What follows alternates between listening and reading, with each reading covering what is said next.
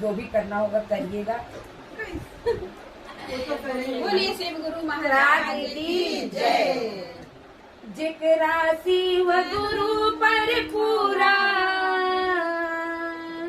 जय हो जेकरा शिव गुरु पर पूरा विश्वास हो जाला, ओकरा भव सागर से नैया बेड़ा पार हो जाला, ओकरा भव सागर से नैया बेड़ा पार हो जाला। जेकरा शिव गुरु पे पूरा विश्वास हो जाला, ओकरा भव सागर से नैया बेड़ा पार हो जाला, ओकरा भव सागर से नैया बेड़ा पार हो जाला। जेकरा खाए के ना ठिकाना, जेकरा खाए के ना ठिकाना, ओकरा पूरी आगे ले बिया तैयार हो जाला,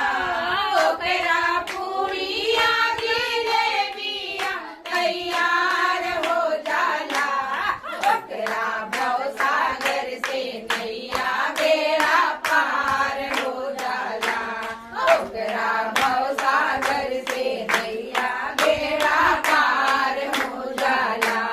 जेकरा शिव गुरु पर पूरा विश्वास हो जाला, ओकरा भव सागर से नैया बेड़ा पार हो जाला, ओकरा भव सागर से नैया बेड़ा पार हो जाला।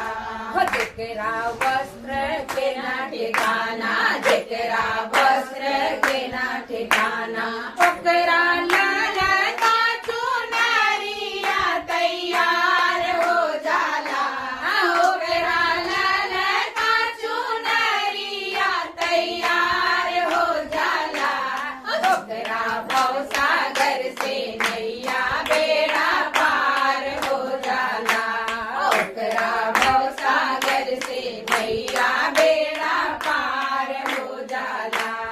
जेकरा शिव गुरु पर पूरा विश्वास हो जाला, ओकरा भव सागर से नैया बेड़ा पार हो जाला, ओकरा भव सागर से नैया बेड़ा पार हो जाला।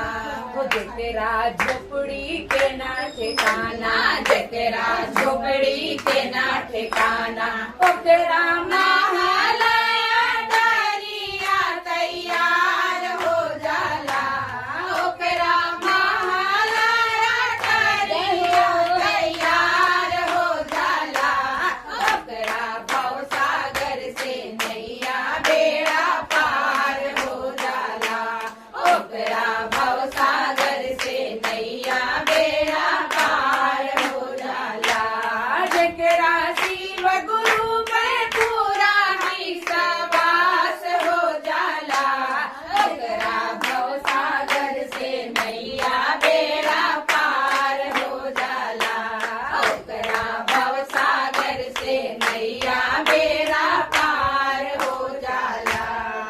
जेकरा और हम लोग की जिंदगी में तीन चीज तो रोटी कपड़ा मकान बहुत जरूरी है, लेकिन हम शिव गुरु से मांगते हैं कि शिव गुरु रोटी कपड़ा और मकान तो दे दिए, लेकिन ऐस आराम के लिए एक गाड़ी जरूर दे दीजिए। तो जेकरा साइकिल के ना ठिकाना, जेकरा साइकिल के ना ठिकाना, ओकरा करावा मारुतिया तैयार हो जाला, ओकरा करावा मारुतिया तैयार हो जाला, ओकरा भव सागर से नैया बेड़ा पार हो जाला, ओकरा भव सागर से नैया बेड़ा पार हो जाला। जेकरा शिव गुरु के